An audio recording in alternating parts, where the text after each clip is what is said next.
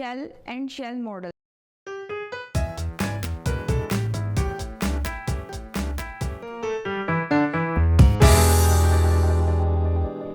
I welcome you all on the platform of digital academics provided by Moonlight International Publishers. In this video, we will study what is shell and its model. अगर आप अपने previous topic को recall करें तो आप देखेंगे कि atom के कुछ सब एटॉमिक पार्टिकल्स हैं. इन सब एटॉमिक पार्टिकल्स को कहा जाता है इलेक्ट्रॉन, प्रोटॉन एंड न्यूट्रॉन. जो बेसिक सब एटॉमिक पार्टिकल्स हैं एटम के अंदर वो इलेक्ट्रॉन, प्रोटॉन और न्यूट्रॉन है. हमने ये देखा कि जो न्यूक्लियस है सेंटर में एग्जिस्ट करता है, उसके अंदर प्रोटॉन्स और न्यूट्रॉन्स हैं. अब इलेक्ट्रॉन्स कहाँ पे होते हैं? इलेक्ट्रॉन्स पाए जाते हैं शेल्स में. तो इस तरह आप शेल की डेफिनेशन क्या करेंगे कि shell is the outer orbits around the nucleus. Nucleus के अराउंड कुछ ऑर्बिट्स सर्कुलर मोशन में और एलिप्टिकल मोशन में मूव कर रहे होते हैं और एग्जिस्ट करते हैं अराउंड द न्यूक्लियस.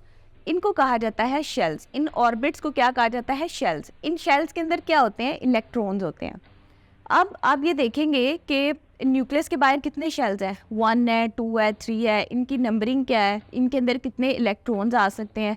तो ये एक स्पेसिफाइड अमाउंट में होते हैं. इस स्पेसिफाइड अमाउंट को स्टडी करने के लिए सबसे पहले तो देखा गया क्वांटम नंबर को. तो प्रिंसिपल क्वांटम नंबर आप अपनी फर्दर क्लासेस के अंदर पढ़ेंगे. अभी तक आपने ये याद रखना है कि जो प्रिंसिपल क्वांटम नंबर के रूल्स हैं उनको यूज़ करते हुए न्यूक्लियस के अराउंड शेल्स को नंबरिंग दी गई. प्रिंसिपल क्वांटम नंबर के अकॉर्डिंग जो सबसे करीब होता है न्यूक्लियस के बिल्कुल साथ जो शेल एग्जिस्ट करता है, फर्स्ट शेल उसको कहा जाता है. ये अगर आप डायग्राम में देखें न्यूक्लियस के बिल्कुल आउटर साइड पे, न्यूक्लियस के बिल्कुल जो साथ है near the nucleus shell exist, उसको कहा जाता है फर्स्ट शेल. फिर उसके बाद अंदर से आपने बाहर की तरफ जाना है. जो सबसे अंदर वाला शेल होगा उसको फर्स्ट शेल कहा जाता है. फिर उसके बाहर वाले शेल को सेकंड, फिर उससे बाहर वाले को थर्ड, फिर उससे बाहर वाले को फोर्थ. अब आपने ये याद रखना है कि प्रिंसिपल क्वांटम नंबर को कहा जाता है n. इसको डिनोट किया जाता है n से. इस प्रिंसिपल क्वांटम नंबर के रूल के मुताबिक जो शेल्स हैं उनको स्पेसिफिक नंबर्स दिए गए और उनको कुछ नाम दिए गए.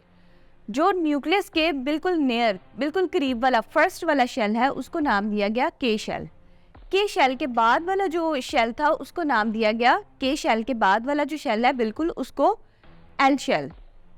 फिर उसके आउटर जो शेल है उसको नाम दिया गया एम शेल और उसके जो आउटर शेल है उसको नाम दिया गया एन शेल.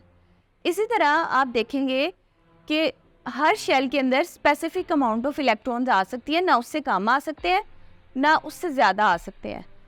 अगर उससे कम आएंगे तो उसके ऊपर पॉजिटिव या नेगेटिव साइन होगा. अगर उससे कम आएंगे या उससे ज़्यादा आएंगे, अगर उस अमाउंट से ऊपर नीचे अमाउंट होगी तो उसके ऊपर चार्ज आ जाता है. मीन्स टू से दैट कि एक शेल के अंदर जो इलेक्ट्रॉन्स की अमाउंट स्पेसिफाइड की गई है उसको कंप्लीट करना is the role of shell. Shell का क्या रोल है कि वो इलेक्ट्रॉन्स को अपने अंदर एंटर कराता है और एग्जिट कराता है. आप बेसिकली सिर्फ ये याद रखेंगे कि प्रिंसिपल क्वांटम नंबर के अकॉर्डिंग जो न्यूक्लियस के बिल्कुल नियर, न्यूक्लियस के करीब वाला जो शेल है, इनर मोस्ट शेल, सबसे अंदर वाला जो शेल है उसको के शेल कहा गया. K shell is the first shell और इसके अंदर जो इलेक्ट्रॉन्स आ सकते हैं वो सिर्फ 2 हैं. 2 से ज़्यादा इलेक्ट्रॉन्स इसके अंदर नहीं आ सकते. के शेल के बाहर वाला जो शेल है that is L shell. L shell के अंदर 8 इलेक्ट्रॉन्स आ सकते हैं, इससे ज़्यादा इलेक्ट्रॉन्स नहीं आ सकते. अगर आप टेबल देखें तो टेबल में स्पेसिफाइड किया गया है के शेल में 2 इलेक्ट्रॉन्स, एल शेल में 8 इलेक्ट्रॉन्स. फिर उसके बाद आप देखते हैं एम शेल. एम शेल के अंदर 18 इलेक्ट्रॉन्स आते हैं और ये थर्ड नंबर पे आता है. फिर उसके बाद आता है N shell that is fourth और इसके अंदर 32 इलेक्ट्रॉन्स आ सकते हैं. इन शेल्स के अंदर कुछ स्पेसिफिक सब शेल्स होते हैं. फॉर एग्जाम्पल इनको अगर आप स्पेसिफाई करें एस, पी और डी और एफ, इस तरह इनके नाम होते हैं, लेकिन वो हम फर्दर क्लासेस में पढ़ेंगे. अभी तक आपने याद रखना है शेल के कंप्लीट मॉडल को कि अराउंड द न्यूक्लियस शेल्स होते हैं सर्कुलर और एलिप्टिकल ऑर्डर के अंदर. जो फर्स्ट इनर मोस्ट शेल है उसको के, फिर एल, एम और एन. अगर इनके अंदर नंबर ऑफ इलेक्ट्रॉन्स देखें तो 2, 8, 18, 32 इस तरह फर्दर इंक्रीज करते जाएंगे. लेकिन इससे ज़्यादा अमाउंट आप इसके अंदर नहीं ऐड कर सकते। फिर उसके बाद आप देखते हैं इलेक्ट्रॉनिक कन्फिग्रेशन के एक कॉन्सेप्ट को। इलेक्ट्रॉनिक कन्फिग्रेशन का मतलब है यही जो हम कॉन्सेप्ट पढ़ रहे हैं वही इलेक्ट्रॉनिक कन्फिग्रेशन है।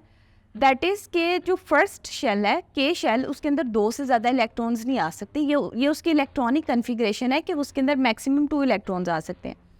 फिर जो एल शेल है उसकी इलेक्ट्रॉनिक कन्फिग्रेशन क्या है कि उसके अंदर 8 इलेक्ट्रॉन्स आ सकते हैं, इससे ज़्यादा इलेक्ट्रॉन्स नहीं आ सकते। तो electronic configuration is basically the number of admitting electrons in a shell. एक शेल के अंदर कितने इलेक्ट्रॉन्स एंटर हो सकते हैं वो उसकी इलेक्ट्रॉनिक कन्फिग्रेशन बनाते हैं। अगर हम इसके कुछ एग्जांपल्स देखें तो इसके एग्जांपल्स में आप फर्स्ट वन देखेंगे हाइड्रोजन। हाइड्रोजन के शेल के अंदर सिर्फ इसके अंदर हाइड्रोजन के अंदर एक शेल होता है और उसके शेल के अंदर सिर्फ एक इलेक्ट्रॉन एग्जिस्ट करता है। फिर उसके बाद अगर नेक्स्ट एग्जांपल देखें दैट इज़ लिथियम। लिथियम में आप क्या देखेंगे, सेंटर में आपको न्यूक्लियस नज़र आ रहा है, न्यूक्लियस के अराउंड एक शेल है जिसको के शेल कहा जाता है। के शेल में 2 इलेक्ट्रॉन्स आ गए, जबकि लिथियम का एटॉमिक नंबर क्या है 3, तो मतलब इसके अंदर 3 इलेक्ट्रॉन्स आने चाहिए। तो 2 इलेक्ट्रॉन्स तो के शेल में आ गए, जो एक इलेक्ट्रॉन रिमेनिंग है वो सेकंड एल शेल में आ जाता है। नेक्स्ट एग्जांपल आप देखेंगे सोडियम की। सोडियम के अंदर टोटल 11 इलेक्ट्रॉन्स हैं। तो इसके इलेक्ट्रॉन्स, इसके शेल्स के अंदर जो इलेक्ट्रॉन्स हैं वो कैसे आएंगे, फर्स्ट शेल के अंदर 2 इलेक्ट्रॉन्स आ जाएंगे दैट इज़ के शेल। फिर उसके बाद एल शेल है, एल शेल के अंदर 8 इलेक्ट्रॉन्स आ जाएंगे तो दैट इज़ एल शेल, और इन दोनों को अगर कंबाइन करें तो ये हो जाते हैं 10। फिर जो एक इलेक्ट्रॉन बचता है वो थर्ड शेल के अंदर आएगा दैट इज़ एम शेल। तो इससे पता चला कि हमने सबसे पहले हाइड्रोजन की एग्जांपल देखी। हाइड्रोजन की एग्जांपल में हमने देखा कि हाइड्रोजन के अराउंड सिर्फ एक शेल था और उसके अंदर एक इलेक्ट्रॉन था। फिर हमने लिथियम की एग्जांपल देखी, लिथियम में 2 शेल आ गए क्योंकि इसके 2 इलेक्ट्रॉन्स तो के शेल में आ गए, पीछे जो एक बचता था वो किस में आ गया, सेकेंड शेल में दैट इज़ एल। फिर उसके बाद हमने एक और एग्जांपल देखी दैट इज़ सोडियम। तो सोडियम के अंदर हमने देखा है 3 शेल आ गए। 3 शेल कैसे आए, फर्स्ट के अंदर 2 इलेक्ट्रॉन्स, सेकेंड के अंदर आ गए 8 इलेक्ट्रॉन्स और थर्ड के अंदर फिर 1 इलेक्ट्रॉन आ गया। तो इस तरह से आपने देखा कि इलेक्ट्रॉनिक कन्फिग्रेशन में सबसे पहले इलेक्ट्रॉन्स इनर मोस्ट शेल के अंदर जाते हैं, उसको फिल करते हैं, फिर उसके बाद उससे बाहर वाले शेल के अंदर जाते हैं, उसको फिल करते हैं, फिर उसके बाद उससे बाहर वाले शेल के अंदर जाते हैं और उसको फिल करते हैं, that is electronic configuration. Electronic configuration को फॉलो किया जाता है डुप्लेट और ऑक्टेट रूल से। डुप्लेट रूल क्या है, डुप्लेट मीन्स 2। इसका मतलब है कि एक शेल के अंदर सिर्फ 2 इलेक्ट्रॉन्स आ सकते हैं। जब 2 इलेक्ट्रॉन आ जाते हैं तो फिर वो उसका रिएक्शन स्टॉप हो जाता है, फिर ना वो इलेक्ट्रॉन देता है और ना वो लेता है क्योंकि वो स्टेबल हो जाता है। तो ये डुप्लेट और octet rule for the stability of atom हम स्टडी करते हैं। ऑक्टेट रूल का मतलब है, ऑक्टेट मीन्स 8। जब किसी एटम के शेल के अंदर 8 इलेक्ट्रॉन्स आ जाएंगे तो मीन्स वो स्टेबल हो गया है।